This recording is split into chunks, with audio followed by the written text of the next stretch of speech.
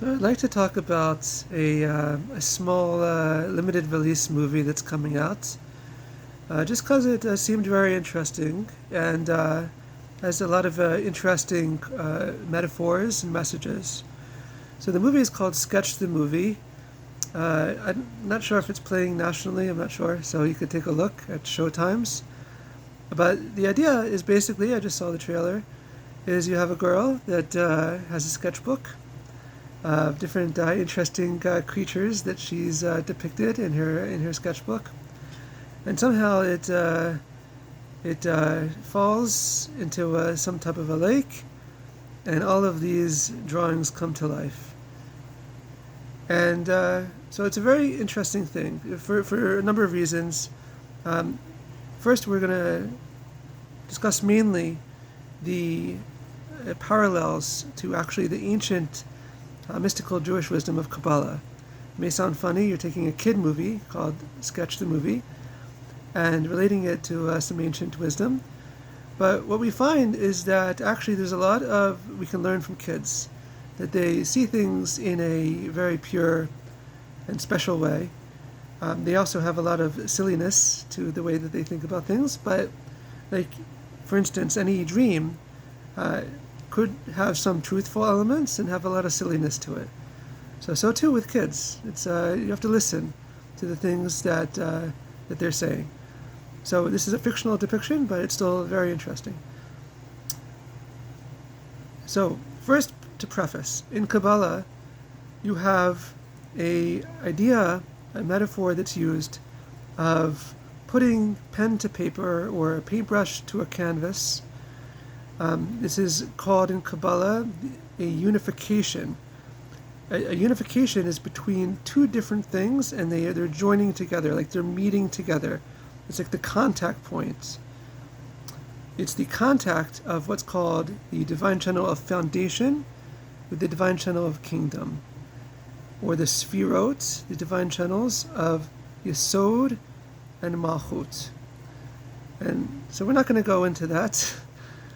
What we are going to say is that the point at which our thoughts, our ideas reach the world is depicted as the point at which the pen hits the paper, the brush hits the canvas. So we all like to have ideas. We like to be creative. And the point is that that creativity is reaching the world. The figure for someone who made his dreams a reality, right? Who was the idealist, a dreamer, and he made those dreams a reality ultimately, is the biblical figure of Joseph.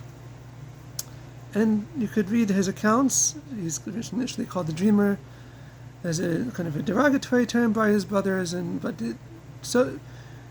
his whole life is around dreams and ultimately those dreams being fulfilled, and the interpretation of dreams, like when he interpreted the chief butler, the person who served the wine to Pharaoh, and Pharaoh's own dreams. So this is the consummate dreamer in the Bible. If you want to think of an idealist, of someone who can bring ideas down into reality, this is Joseph. He's also depicted as the most successful person in the Bible. So there's a relationship there. And the thing that ties it all together is his faith in God and his working very hard to stay pure and holy in his thoughts. So this is an important lesson, right? We don't want, like in the movie, Sketch the Movie, we're going to have draw some crazy things, have some silly ideas, and they're going to come into reality, right? That's going to be like that's not the intention. What's the intention? The intention is we should have very good ideas and very helpful ideas, things that are going to really help the world, and we want those ideas to become a reality, not all this other silliness and not positive thoughts that may come to us, but very good thoughts and very pure and holy and aligned with God thoughts, right? Like really, really really, really correct thoughts. And so, as depicted in this movie, what's a lake? Why is that important? So, actually, in Kabbalah, this idea of the canvas of the paper is something that reflects the creative idea that's making an impact on it. So imagine like you have like a meteor, it's coming down, and instead of it makes impact. Instead of a crater, imagine that it then reverberates throughout all creation, and has some type of a widespread positive effect throughout creation. So that's like when we have a new idea. It's like a new bombshell. That's a good way to put it. It's like a new bombshell that's going to change the world. And how do we know if it changes the world? Well, you look at a lake, and what happens when we like to throw pebbles in lakes, it's a fun thing. You see that it makes ripples. It has a ripple effect. If your ideas have a ripple effect, then you know that it made impact in the world. So that's the lesson, is that if the idea is blessed, right? If this is something that's revealing godliness, and God has said, okay, this is good. We're going to take this and make this something that people are going to run with. If this is a very good idea, this is going to help a lot of people, help a lot of people to see the goodness of the world, to have good thoughts. We want other people to also to have good thoughts. So then it could be that the ripple effect goes through the entire world. This is the idea of like a tipping point, or something reaches critical mass for the good, meaning that and it starts with idealists, and it starts with the creatives, and it starts with the willingness to make contact with reality. It's not enough just to have good ideas.